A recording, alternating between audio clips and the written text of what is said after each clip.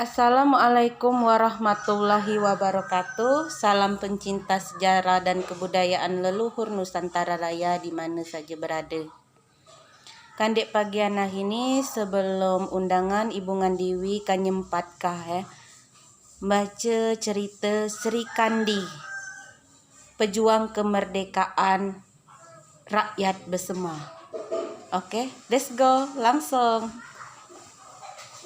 Jadi sumber yang kita baca saat ini adalah buku Sejarah Bersama. Diterbitkan oleh pemerintah Kota Pagar Alam tahun 2005. Penulis ada 3 orang asli sejarawan jema kita bersama dan la almarhum gala. Jadi kandek para guru-guruku yang la almarhum ini, Pak Marzuki Bedor, Pak Ahmad Bastariswan dan Eka Pascal, aku kirimkah Al-Fatihah.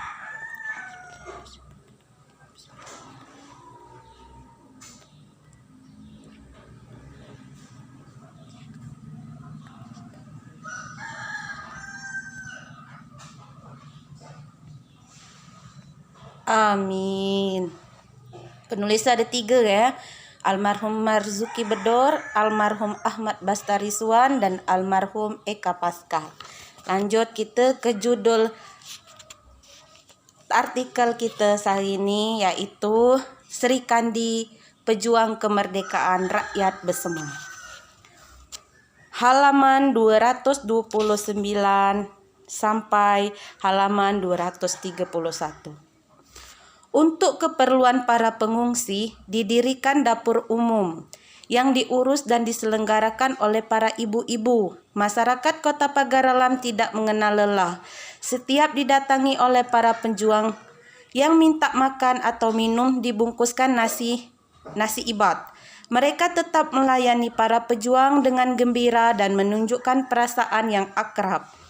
Para lawangan pejuang Kota Pagar Alam dan sekitarnya tidak dapat melupakan jasa-jasa para pejuang wanita tersebut. Peranan kaum wanita sudah tampak dan sangat dirasakan pada saat proklamasi kemerdekaan Indonesia. Namun bantuan yang benar-benar nyata dialami sejak terjadi pertempuran 5 hari, 5 malam di Palembang. Peristiwa wanita pejuang yang demikian terus meningkat dan mereka semua menyadari keharusan memberi bantuan.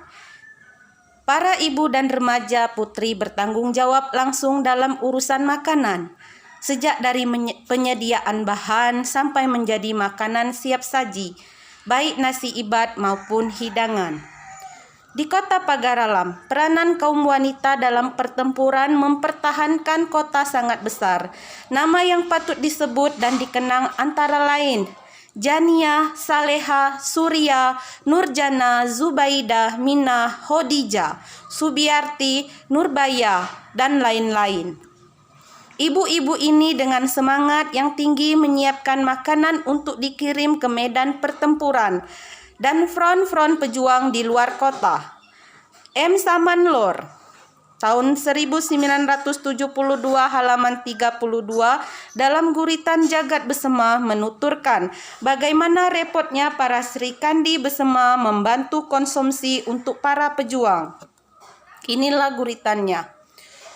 Suka jemela melupeka pelo Jania ngasaleha Surya kundang Hodijah bayalah kundang enggahimina Subiarti nunjuki nyanyi kalau endak ngina bukti ini ada gambar inggahi kami Sri Kandi Jagat Bersama ngenjuk spirit empok diket ini barisan de putri tugas utama nyiap ke nasi lempar lemang digek tebilang, gulai terong la penuh tuntong, gulai kacang la penuh tepang, amu tarok tula telunggok, udah dikumpulkan. Diantarkan gahi pasukan, pok dide bermobil mewah, gerubuk sapi lah jadilah. Arti Indonesianya seperti ini ya para sahabat pencinta sejarah. Sulit bagi orang untuk melupakan keringat Jania dengan Saleha, Surya, teman Khadijah, Nurbaya, berteman dengan Mina, Subiarti, ngajari nyanyi. Kalau mau melihat bukti, fotonya ada dengan kami, Sri Kandi, Jagat Besema, memberi semangat walaupun sedikit. Mereka adalah barisan wanita, tugas utamanya menyiapkan nasi, memberi lemang, makanan sudah banyak, gulai terong, gulai kacang, kalau sayuran sudah banyak dikumpulkan. Untuk pejuang walaupun bukan mobil mewah, gerobak sapi pun sudah jadi. Lanjut, pada dasarnya para pejuang TKR, Laskar dan pemuda pejuang yang mematuhi setiap persetujuan gencatan senjata hanya sekedar untuk menunjukkan kepada dunia internasional bahwa mereka adalah suatu bangsa yang berdisiplin dan mematuhi pemimpin. Namun pihak Belanda sendiri tidak pernah mematuhi persetujuan perdamaian yang telah disepakati. Mereka malah selalu melanggarnya dan ingin memperluas daerah pendudukannya. Pejuang RI semakin meningkatkan kewaspadaan, siang malam berjaga-jaga karena sudah dapat dipastikan sewaktu Belanda pasti menyerang kembali daerah yang belum dikuasainya, termasuk kota Pagar Alam. Untuk mempertahankan Pagar Alam, maka para pejuang membuka 2 front pertahanan, yaitu pertama front Indikat yang dipimpin oleh Kapten Muhammad Nur, front kedua adalah front Rantau Unji yang dipimpin oleh Kapten Nuruddin. Untuk menghambat gerak laju tentara Belanda dan sekaligus untuk memperkuat pertahanan Jeram Bandikat harus diruntuhkan. Setelah agak lama, kedua front tersebut baru dapat ditembus oleh Belanda. Mungkin karena Belanda masih menunggu perintah dari atasannya sambil mengadakan penyelidikan yang seksama tentang situasi kota Pagar Alam.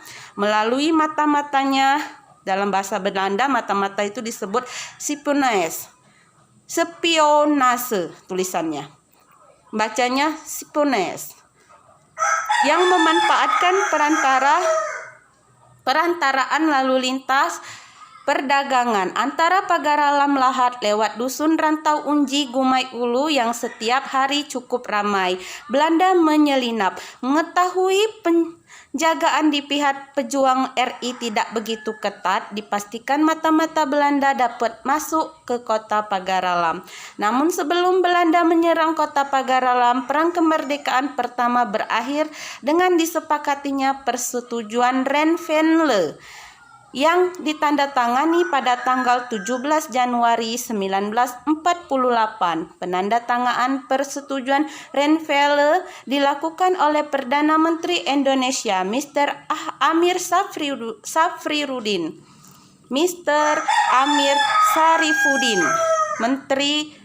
Perdana Menteri Indonesia Mr. Amir Sarifuddin selaku Ketua Delegasi Indonesia dan R. Abdul Qadir Widjoyo Atmojo atas nama pemerintah Belanda serta wakil-wakil dari Komisi 3 Negara KTN yang dibentuk oleh PBB. Di Lahat, penandatanganan persetujuan Renville diwakili oleh Kolonel Mollinger dari pihak Belanda, sedangkan dari pihak Indonesia diwakili oleh Kolonel M. Simbolon. Persetujuan Renville dilaksanakan pada tanggal 27 Januari 1948. Bersambung. Jadi pada intinya bersambung masuk Ibu Ngandi bersambung kepada channel YouTube selanjutnya. Jadi pada intinya yang Ibu Ngandiwi bacakan saya ini adalah kita ngambil Sri Kandi, pejuang kemerdekaan rakyat Besema. Maka oleh karena itu di Pagar Alam banyak didirikan tugu-tugu perjuangan. Di antaranya yang paling ternama adalah Tugu Perjuangan pas di Simpang 3 Simpang Mana. Ada Tugu Perjuangan. Ada pula Tugu Perjuangan pas kita nak masuk ke Desa Talang ke Cepol, arah ke Gunung Gara itu ada pula Tugu Perjuangan. Dan ada pula di sini Tugu Perjuangan di Dusun Bumi Agung di SD 26. Di situ pun Tugu Perjuangan rakyat bersama melawan pasukan Kusunobutai Jepang. Sekarang belum lama ini juga didirikan Tugu Perjuangan di Gunung Agung Pao. Oke. Untuk apa Tugu-Tugu Perjuangan itu didirikan? Untuk memperingati kenangan bukti perjuangan rakyat Jemu Besema ini melawan penjajahan Jepang dan penjajahan Belanda. Baik untuk kenangan melawan penjajahan Belanda ataupun kenangan untuk mengenang penjajahan Jepang. Jadi rakyat ini berjuang mempertahankan tanah airnya, dan perjuangan itu banyak mengorbankan harta, jiwa, dan raga. Nah, demikianlah cerita Ibungan Pagian Sahini, yaitu cerita tentang Sri Kandi. Sri Kandi itu pejuang pahlawan perempuan maksudnya. Sri Kandi pejuang kemerdekaan rakyat Besema yang sangat kita banggakan. Kita juga kirim ke Al-Fatihah kande Ibu Jania dan Saleha Iskandar, pemuda putri Indonesia yang aktif di dapur umum berjasa menyiapkan makanan untuk para pejuang. Al-Fatihah.